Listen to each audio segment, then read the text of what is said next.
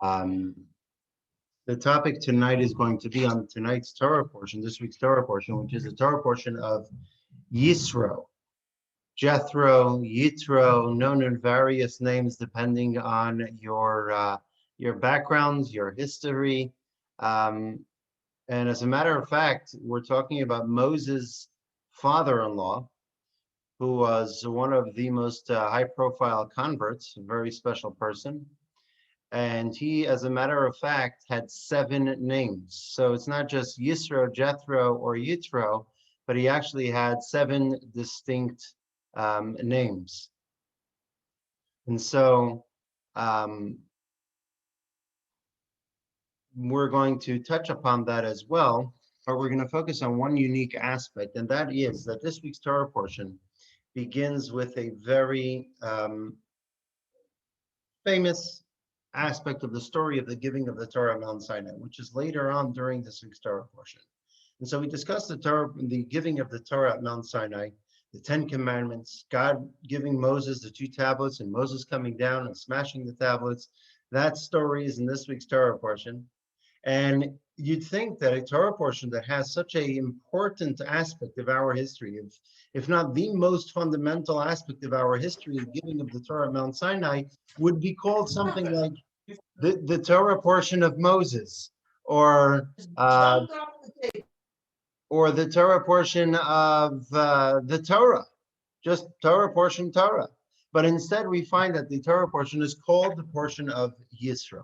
What is it about Yisro, about Jethro, that merits that he is given the honor of that the Torah portion of the 10 Commandments is named after him? And so we're going to analyze one unique aspect of Judaism, of Torah, of Jethro, and through that we will understand why it is called Jethro. So we're going to begin with, are we? Here we go.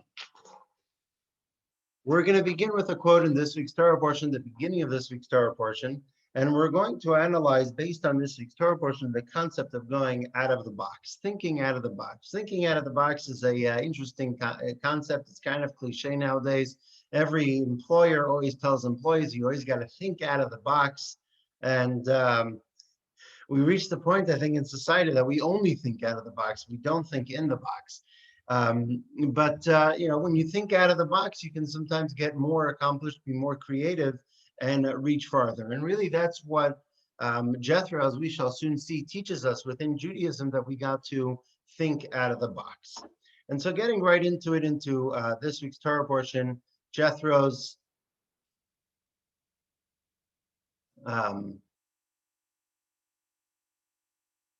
arrival with the Jewish people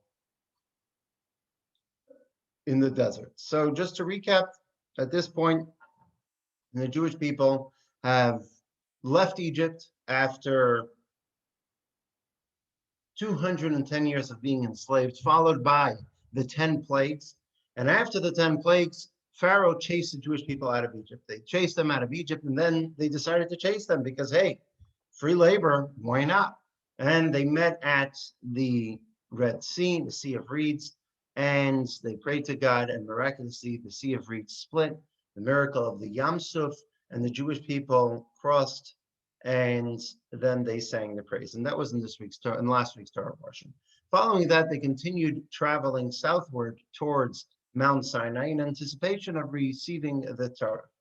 At this point, before they received the Torah, they're met up with Jethro. Jethro shows up at this juncture in history to join the Jewish people. And as it says in the beginning of this week's Torah portion in the book of Exodus, I got this little thing here on the top that's kind of blocking me from reading it. I hope it's not blocking anyone else. This is how this week's Torah portion begins.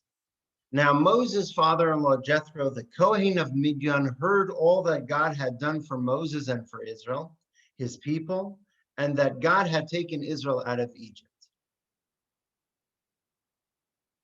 Now Moses' father-in-law Jethro and his Moses' sons and his wife came to Moses to the desert where he was encamped at the mountain of God. Because if you recall, about a year earlier, when Moses was heading southwest towards Egypt from Midian, he met his brother Aaron. And Aaron said, "What are you doing here?" He says, "I met God at the burning bush, and God told me to come to Egypt to tell Pharaoh to let my people go."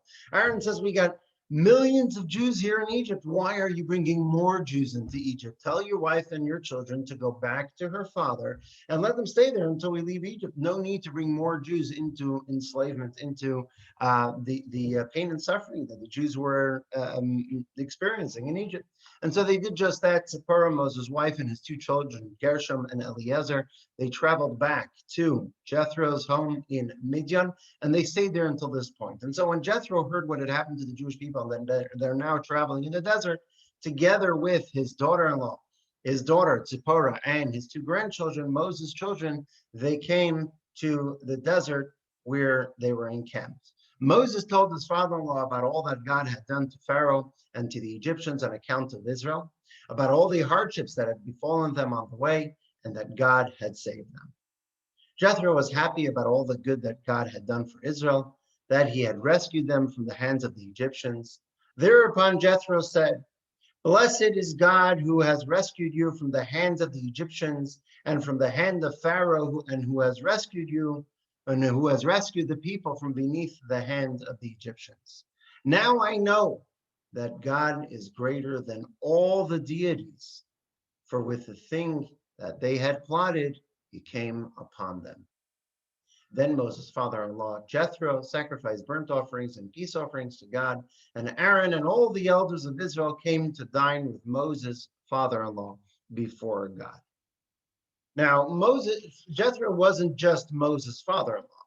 That was, in our history, that was his claim to fame, and also some may even say the first convert, the first righteous convert.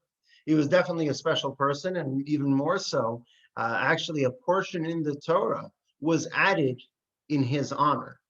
And aside from the one that this is called by his name, there are actually a number of verses which are later on, when Moses was having trouble judging all of the Jewish people and teaching everyone single-handedly. Jethro came to Moses and says, "Moses, why are you doing this single-handedly? Why don't you appoint, like we have here in the United States, an entire judiciary system? We don't just have the Supreme Court. They don't hear all the cases. There are local courts, federal courts, appeals courts, and so on, and circuit courts, and so on and so forth. There's different tiers, and only a select few of cases actually make it to the Supreme Court."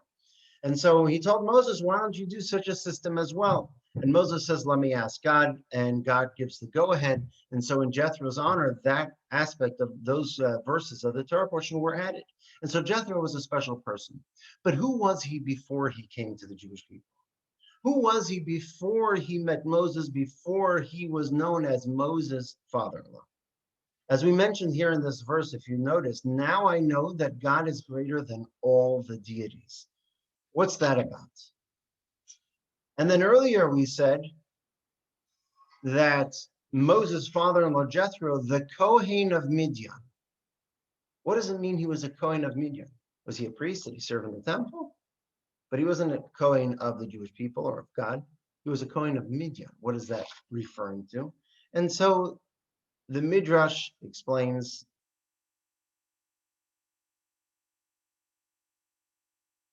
Kohen of Midian. Rabbi Yeshua says he was a priest. Rabbi Elazar says he was a minister. And so he was a priest and a minister. According to Rabbi Yeshua, he mentions he was a priest. Rabbi Elazar says he was a minister. So the Midrash tells us he was a priest for the local deity in Midian, the pagan idol in Midian. He was a priest. And not only that, he was also a politician. He was a minister. In Midian, the Midrash takes it a step further, and the Midrash tells us that when it says, he says that now I know that God is greater than all the deities. The Midrash says that he actually worshipped every single pagan idol that was in existence at that time. And with each one, he reached the top of the hierarchy to become the greatest priest of all in each one of these religions. And then he left each one because he saw there's nothing to it. Until finally he came to Judaism and he said, Now I know that God is greater because I've been through everything and it's all worthless. And so he was a master priest. He was a minister in his country, in his home country of Midian. And nonetheless, what happens, this prestigious figure decides to throw everything away and come meet his son-in-law and join the Jewish people, no less than wandering in the desert. He must have had a palace back in Midian. He had fame, he had money, he had power, he had everything he wanted. He left everything to come to wander with the Jews in the desert because he knew that was correct. And not only that, as we mentioned, he had 7 names, and that concept is reflected in his name. Rashi, our favorite commentary on this week's Torah portion, mentions Jethro, he was called by 7 names: Reuel, Yeser, Yisro, Chovav, Chever, Keni, and Putiel. And Rashi explains he was called Yeser because he caused a section to be added to the Torah. Which section? The one we mentioned earlier about setting up a judiciary system, which begins with the verse, "But you shall choose." He was called Yisro to indicate that when he converted and fulfilled the commandments, a letter was added to his name. He was called Chayvav, which means lover, because he loved the Torah. Chayvav was indeed Jethro, as it is said, of the children of Chayvav, Moshe's father-in-law. And so the fact that such a figure like Jethro turned and joined the Jews in the desert was a big deal. But it wasn't just a big deal. It's more than that. According to the Zohar, it was precisely because Yisro joined the Jewish people, now they were ready to receive the Torah. It's almost as if God was waiting for Yisro to join the Jewish people, and only then would he be able to give the Torah. In the words of the Zohar, foundational book of Kabbalah, Jethro, the greatest of all pagan priests, arrived and swore fealty to God, stating, "Now I know that God is greater than all the deities." At that moment, God's glory was resplendent in both the greatest heights and the lowest realms, because even Jethro came and joined. Thereafter, God gave a perfect Torah that reigns supreme over all else. And in the Aramaic, Ulubasar, Yohav, Raisa, in other words, specifically after Jethro came, that's when God gave the Torah, not before. So according to the Zohar, Jethro's arrival was actually almost the catalyst for God giving the Torah. It was the cause for God to give the Torah. There's something foundational and fundamental about Jethro associated with the Torah that it was a crucial component of God giving the Torah to the Jewish people. Why is that? And so, as we shall soon see, that's because Yisro's life was a microcosm of what every single Jew needs to do to receive the Torah. There's something about Yisro that's really the message for every single Jew. To get to that, we're going to go a little bit off topic. It might seem random, but we're going to circle back.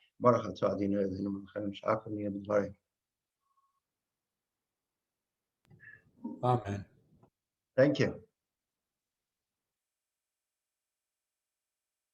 We're going to analyze a unique law in the Torah, which doesn't really have a parallel in modern law, American law, secular law. It does a little bit, but not as clearly defined.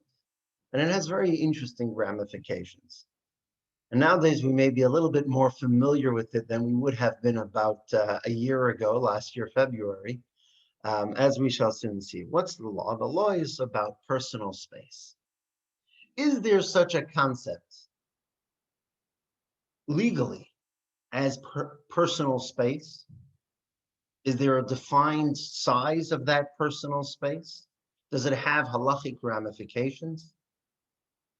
In modern law, you don't really have personal space. It's definitely not defined.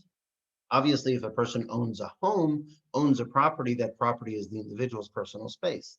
But say if I am in the public domain, do I have personal space? Or in a quasi-public domain, a side street, do I have personal space? How much of space do I have? So obviously, with regards to harassment or with regards to complaints and assault and various things, there is a certain level of personal space that is applicable in modern law, but it isn't defined with an exact amount. In Judaism, there's a concept of personal space, and there's an exact amount of how much space, and it has important legal ramifications, which are applicable even nowadays to each one of us. How much is personal space according to Torah? According to Torah, 4 amos, cubits surrounding a person are considered his or her personal space. 4 cubits. How much is a cubit? We discussed this a little bit last week's Torah portion, and we'll see something else associated with last week's class. A cubit is roughly about 20 inches, a little bit more than a foot and a half. Various opinions, it runs between 18 inches and 24 and 2 feet to 24 inches. So we'll say about 20 inches, which is the average of those opinions. So a cubit is about 20 inches. So a person's space is 4 amos, about 80 inches, just more over 6 feet. What does that mean? That means 6 feet in each direction. That means if I am standing in the center of an imaginary square, there's going to be 6 feet in each direction. That is considered my personal space. In amos, it would be 64 square amos. So 64 square amot, cubits, would be my space, because it's 6 feet in each direction, 4 cubits in each direction. That space, according to Jewish law, is considered my personal space. That doesn't mean that no one's allowed to walk into that square, because then we'd be walking with a walking imaginary square. It'd be kind of hard to walk in Manhattan. But we're somewhat familiar with it, this idea of 6 feet. It's roughly 6 feet, right? Personal space, we got to keep social distance. 6 feet, why they chose 6 feet and not 7 feet, I don't know. But maybe they knew of this Talmudic discussion of 6 feet. And so a person's personal space is roughly about 6 feet, give or take a little bit more, probably closer to 7 feet in each direction. What are the legal ramifications of that? One example is when it comes to acquiring a lost object that has been given up on, or a ownerless object. Some object that someone dropped because they don't need it anymore. You're walking on the street and you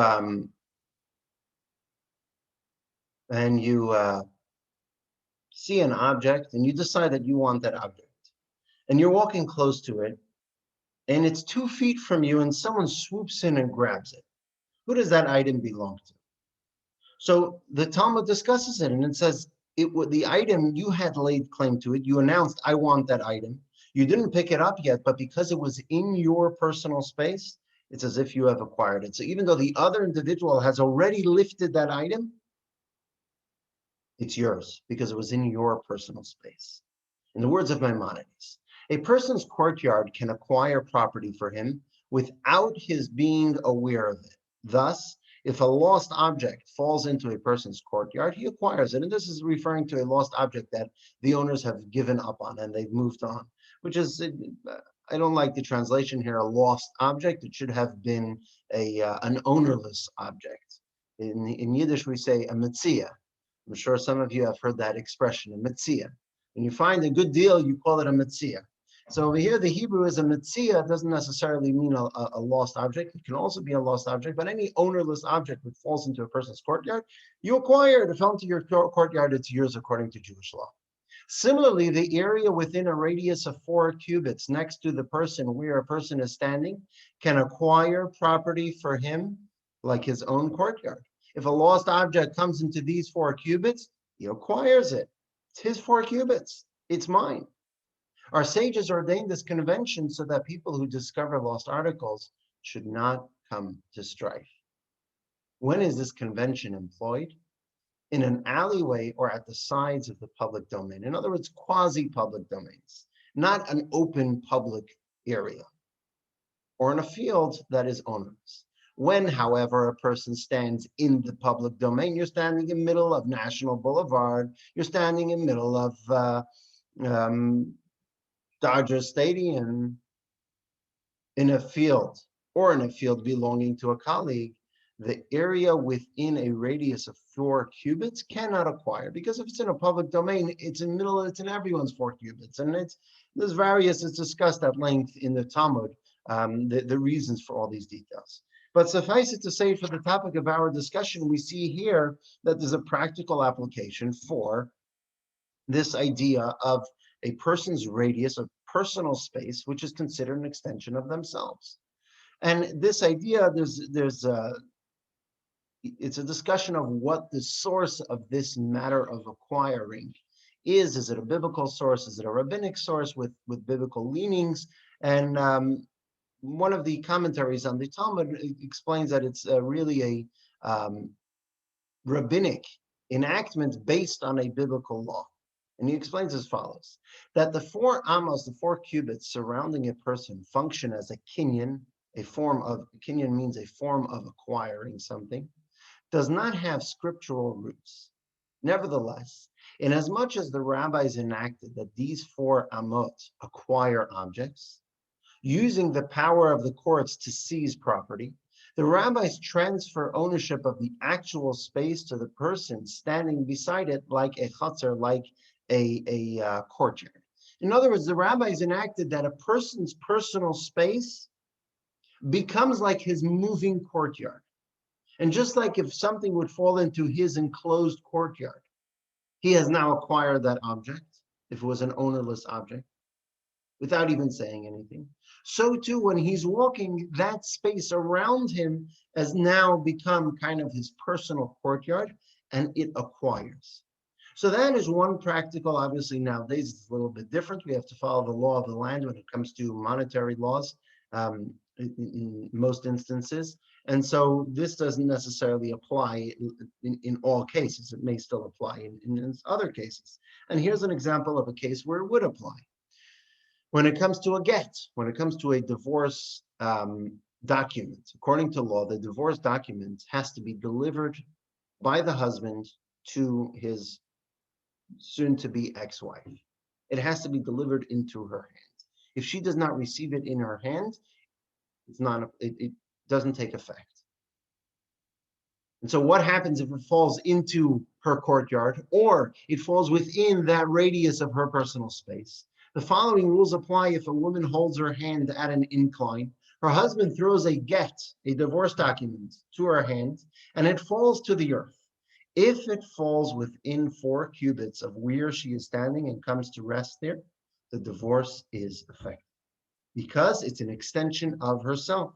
The 4 cubits is an individual's personal space. Again, it's not just 4 cubits in one direction. It's 64 squared cubits around the individual at the center. And there are more applications. One application would be Shabbos, what we discussed last week. We discussed that a person is not allowed to leave for 2,000 cubits. Last week we discussed a person isn't allowed to leave for 2,000 cubits out of their city. And so on Shabbos, we're not allowed to walk more than 2,000 cubits out of our city. What happens if a person does walk by mistake? They got lost. They didn't notice that it was more than 2,000 cubits out of their city, which we explained was roughly about 2/3 of a mile. And they walked more than 2/3 of a mile out of their city. Now they notice it's Shabbos. They walk more than the Tichum, the boundary that they're allowed to. What are they supposed to do? So they're allowed to walk now only within those 4 cubits. They have this square of 64 cubits that they're allowed to roam for the remainder of Shabbos, because that's their place. So when the verse says a person shouldn't, as we quoted last week, a person should not leave their place on Shabbos, it doesn't mean their specific place where they are standing, just that 1 or 2 square feet. It means their entire radius of 6 feet in each direction, 7 feet in each direction, 4 cubits in each direction. That's what it means. Another application is on Shabbos. We're prohibited from carrying in a public domain. According to Jewish law, we're not allowed to go out on Sawtell Boulevard. According to biblical law, we can't go out on Sawtell Boulevard and carry our bottle of water with us. Carrying in a public domain is prohibited. What happens if I'm carrying in the public domain, or I realize I'm carrying something in the public domain? A person is allowed to carry within that square of 64 cubits, 4 cubits in each direction, because that is their place. It's not considered carrying. It's just like I'm standing in one place and holding. I'm allowed to walk those 4 cubits. Again, a practical application for nowadays. We're still prohibited from carrying. And one final example of where we see this practical example of where we see these 4 cubits is a person's extension. Code of Jewish law. One must not sit within the 4 amot of a person immersed in prayer. Whether in front, in back, to the sides, one must distance themselves 4 amos. Simply because it's his personal space, he's focused on prayer, and if you're going to go into his personal space, you will disturb him from prayer. Likewise, one must not pass within the 4 amos in front of a person immersed in prayer. This restriction is limited to the front of the praying person alone, because the latter restriction is specifically connected to the individual's focus. From behind him, he wouldn't necessarily notice. And there are other areas in Jewish law where this 4 cubit space, personal space, is applicable. Why 4 cubits?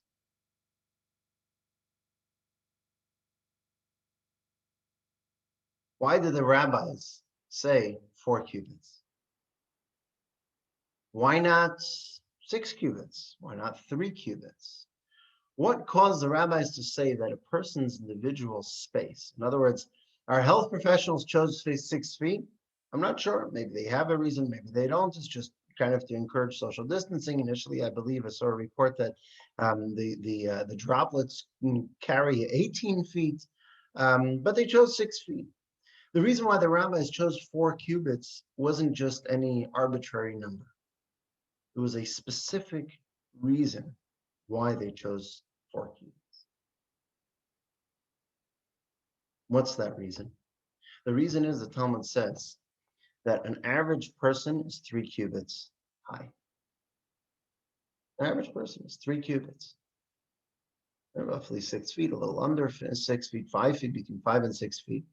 That's an average person's height. It's about 3 feet. So ideally, a person's space should have been 3 cubits. Why 4 cubits? So first, let's see where we get it for 3 cubits. What is a scriptural source for the 4 amot within which a person is always permitted to walk on Shabbos? The Talmud asks, where do the rabbis get this from? Why 4 cubits? As it was taught, the verse states, remain every man in his place. Let no man go out of his place on the 7th day. From last week's Torah portion, meaning one must restrict movement to an area equal to his place. And how much is the area of his place? A body typically measures 3 amot. And an additional amma, why the 4th amma? An additional amma is needed to allow him to spread out his hands and feet. Right? If we were to stand straight or to lie down from our head till our toes is roughly 3 ammas. Average is going to be 3 ammas, 3 cubits. But if we were to stretch our hands and stand on our tippy toes above our head, then we can reach an extra amma. We can reach an extra cubit. We now have added space to our personal space. This is the statement of Rabbi Meir. Rabbi Yehuda says, a person's body measures 3 amot, and an additional amma is needed in order to allow him to pick up an object from under his feet and place it by his head. So it's not to spread out your hands, and it's not to stretch and wake up in the morning and stretch. It's practical. You have to pick something up from your feet and put it on your head, because I guess in those days they used to carry things on their head, unless it's referring to a hat or something else. But hold on. We're talking about here something very practical, a person's space. A person's space shouldn't be based on some random scenario where someone's stretching. We don't walk around stretching our hands all day. I mean, some people do, but we don't. The average person just walks around as a regular person. When we lie down as a regular person. So when we're talking about and we're analyzing when the verse says that a person's space, a person should not leave their space, why should we include stretching out their hands? Why should we include an extra amma? It should have been 3 cubits in each direction as a person's personal space, not 4. Because the logic doesn't add up. It's an atypical situation. It's not a common everyday experience where we stretch our hands. We don't walk around like that. And so a person's personal space should be the average situation, which is just walking around regularly, 3 cubits in each direction. So we must say that the idea is, and here's where we're getting to the answer of our initial question. The idea is lifting our hands ever higher, stretching out above our head is really what's supposed to be the norm. Lifting our hands above our head is really the entire idea of being human. And therefore, it must be included in the count of 4. Why is that?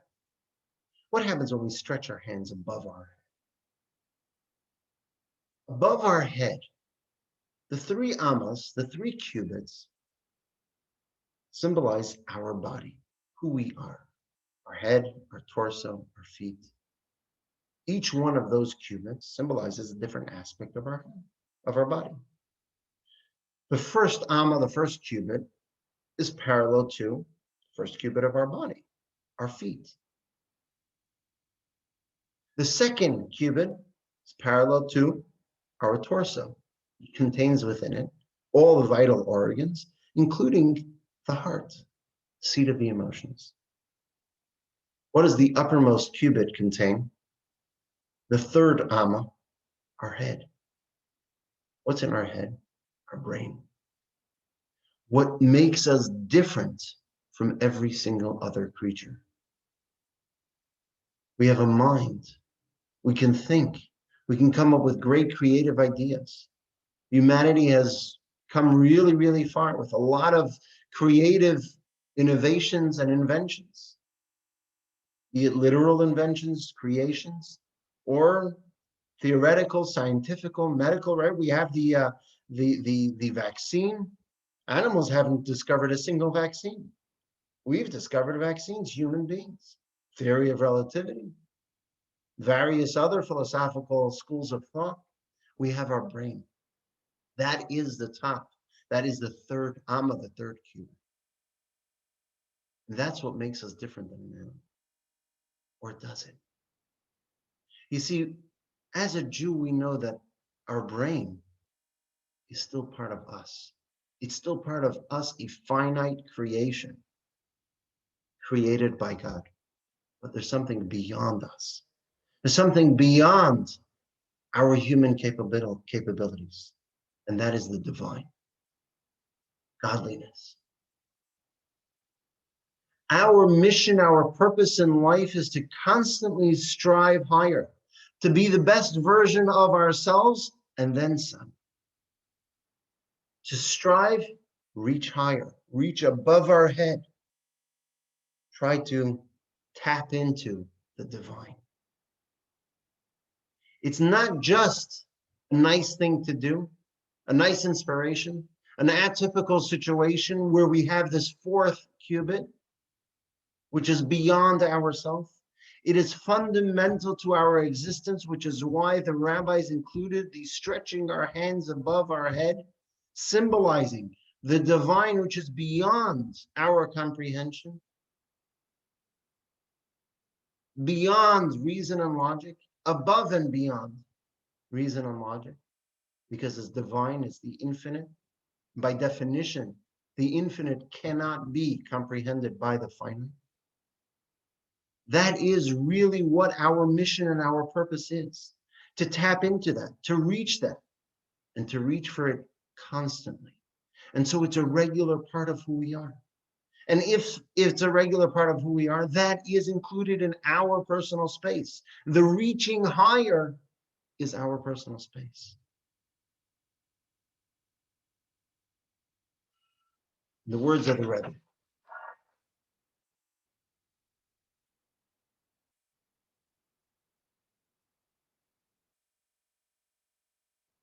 Naturally, a person takes up the space of 3 amot, corresponding to the 3 umbrella parts of the body, namely the head, torso, and legs.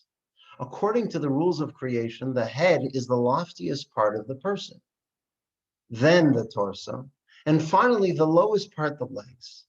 In this scheme, the hands, which extend out of both sides of the torso, are lower than the head. It is each person's task to reach beyond the 3 amot designated to humanity at creation, to reach beyond the peak of what a human can naturally achieve, namely beyond the head, the seat of reason. In other words, a person should use his or her reason, and instead of getting stuck in the parameters of that very power of reason, break free and engage in matters that are beyond what the head can reach on its own. We're gifted. We can come up with all wonderful ideas. The power to think, the power to imagine, the power to invent and analyze and create, those are all tremendous gifts. That's not the end. Those are gifts that God gave us to utilize to their fullest capacities, but not to stop there, to reach higher. We got to use our power of reason and then use our power of reason to break free and go beyond it.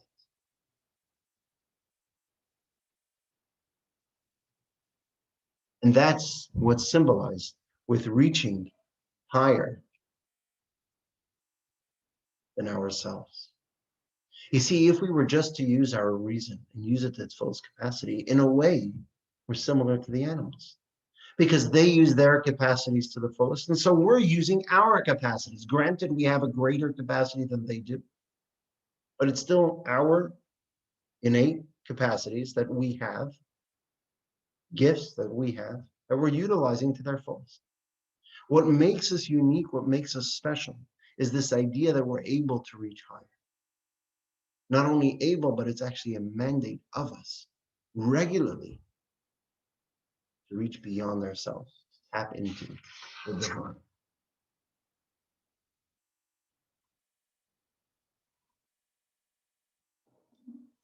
This idea of the 4 parts, the 3 amas symbolizing the more logical, rational,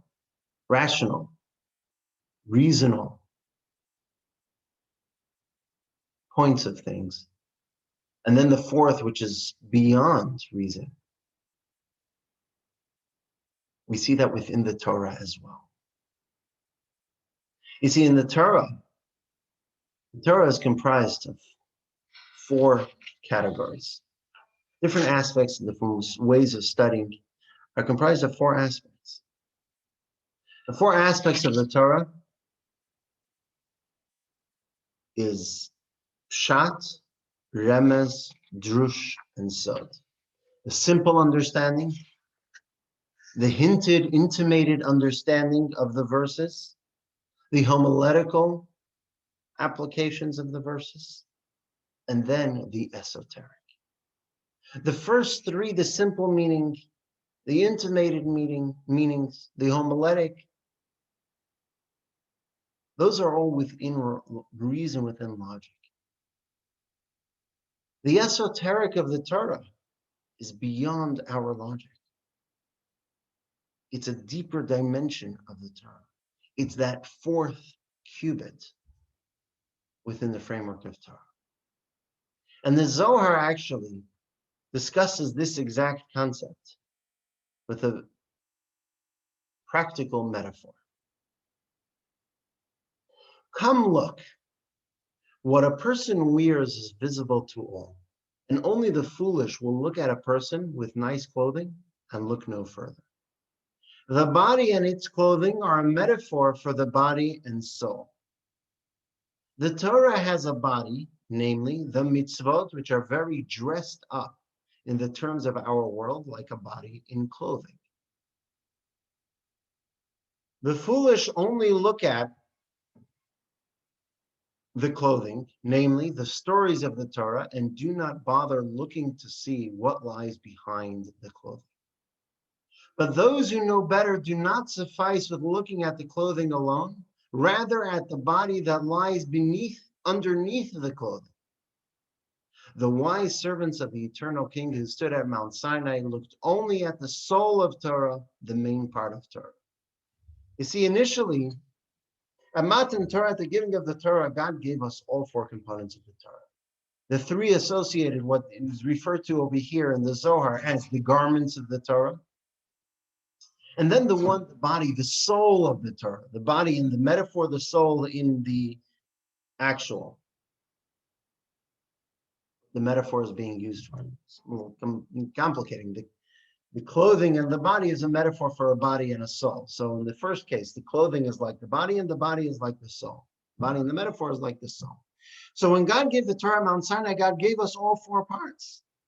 The three parts were the tangible parts that God gave to Moses, two tablets. God came and taught it to Moses and gave it to Moses and spoke to the Jewish people. But then there was something unique that occurred at the giving of Torah at Mount Sinai. At the giving of Torah at Mount Sinai, the most drastic change that was caused at Mount Sinai was God's descent on the mountain. You see, until that point, spirituality and materialism did not mix. The famous philosophical question, how many angels can dance on the tip of a screw, of a nail? It's an absurd question because one is spiritual, one is material. An infinite amount of angels can be on the tip of a nail. We don't know that angels don't take up space. How many musical notes can you fit on the computer screen? The sound, the notes, not typed out. The sound, an infinite amount of sound, because sound doesn't take up space. It's two different realms. Materialism and spirituality, as we've explained at length in the past, were two different realms. They never mixed. What Matan Torah caused, or the giving of the Torah at Mount Sinai caused, was the descent of God onto Mount Sinai, which was really a seismic shift in this association between spirituality and materialism, that now spirituality can permeate materialism. There is an association between the two, a deep association between the two. When we put on tefillin, the physical object of tefillin has now become a holy object. That was caused by God coming down the mountain, on the mountain. As a Medrash puts it very practically,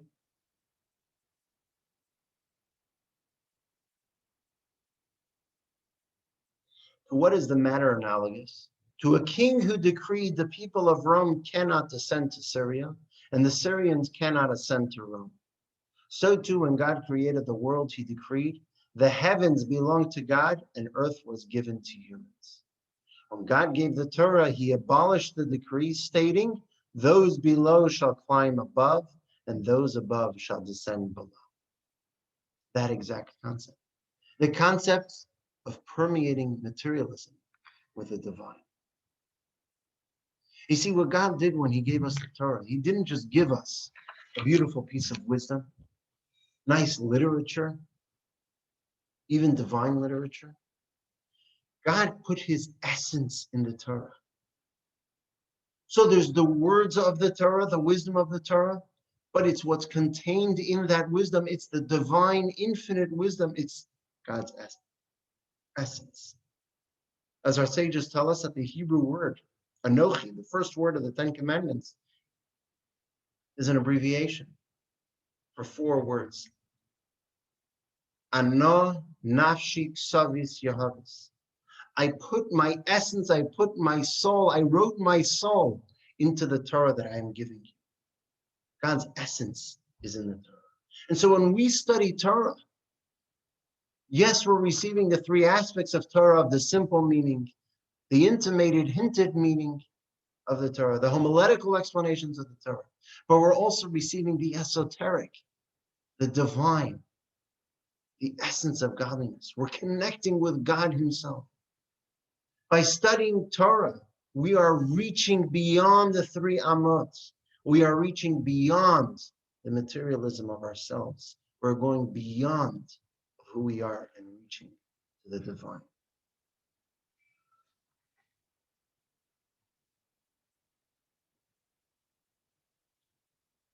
Now let's get back to Jethro and what he had to do with the giving of the Torah at Mount Sinai. And through that, we will also understand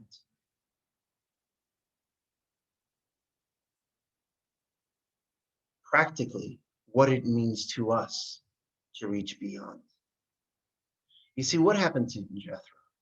There were many, many things that Jethro heard and knew that what occurred to the Jewish people throughout their time in Egypt. It was a full year of plagues, there was a full year of miracles. There was lots going on. There was lots going on. But the verse points out, and Rashi quotes the Midrash, to show that there were two miracles specifically that caused him to come.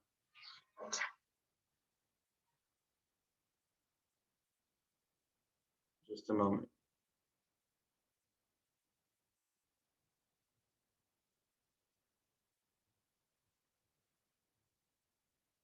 Why did he come? Why did Jethro come to the Jewish people? So Rashi explains, Jethro heard. What news did he hear that made such an impression that he came? The splitting of the Red Sea and the war of Amalek. Rashi isn't just asking a simple question that the verse already answered. He heard what had happened.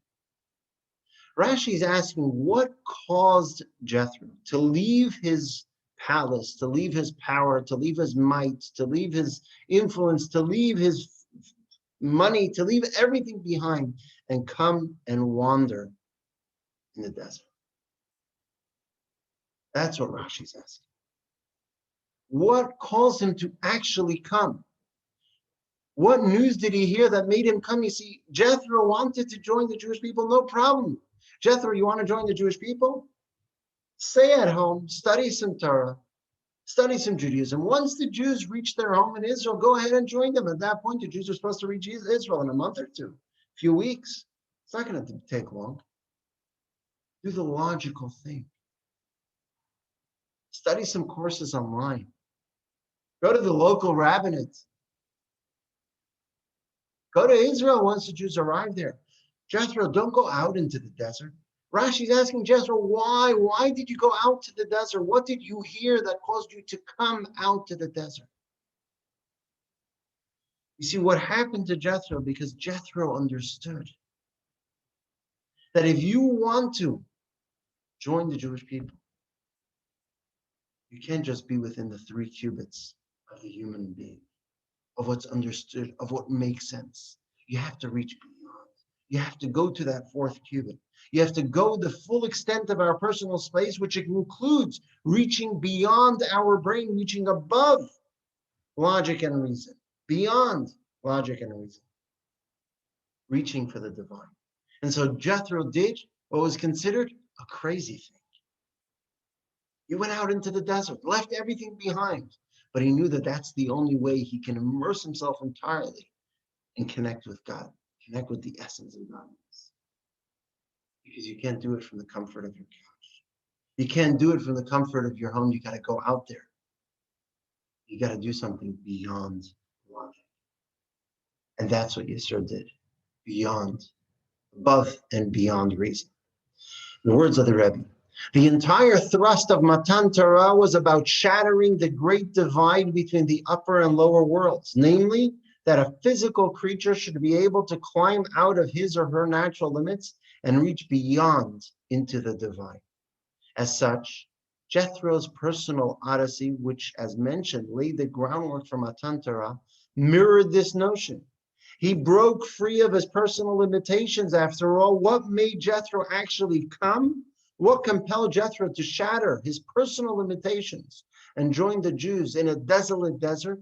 It was this idea, namely, that Jethro was impacted in a way that he knew he had to actually come to break free of his natural limitations, to give up his prestige as a Kohen of Midian, as a minister, as a priest, come to a desolate place and convert.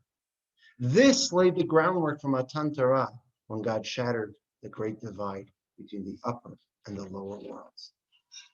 This is why Jethro was the final step to enabling the Jews to receive the Torah. This is why the Torah portion is called Jethro, because this is how we acquire Torah. We don't acquire Torah simply by studying Torah, because that's a logical thing to do. We don't acquire Torah by doing what makes sense. We acquire Torah by tapping into the divine, by going beyond ourselves. And that's exactly what Jethro did. And that's the message that God wants each one of us to take. Is that the way we can experience Matan Torah, the way we can experience this fusion of spirituality and materialism, acceptance of Torah, connecting with the essence of the divine, is by recognizing that our personal space includes a fourth cubit, a cubit which is above our head, beyond our reason and logic. And we each have it in our own lives. We want to connect with Torah. We want to connect with the divine. Let's do something beyond reason. It makes sense, the picture here on the screen, to power off for an hour or 2 hours a day. How about let's do the unthinkable? Power off for 25 hours for Shabbos. The unthinkable. It's illogical. I need my phone. How can I not have connection to the outside world for 25 hours? What's going to happen? That's how we connect to the divine, because it's infinite. It's beyond our logic. It's beyond our reason. But just do it. Do something wild. Do something beyond, obviously, within the confines of Torah. What Torah tells us to do, which to us seems wild, which to us seems crazy, which to us is beyond logic. But let's do it. And when we do it, we're tapping into the divine. We're reaching that fourth cubit. We're being the best we can be. And then some, we're acting exactly as Jethro acted to receive the Torah.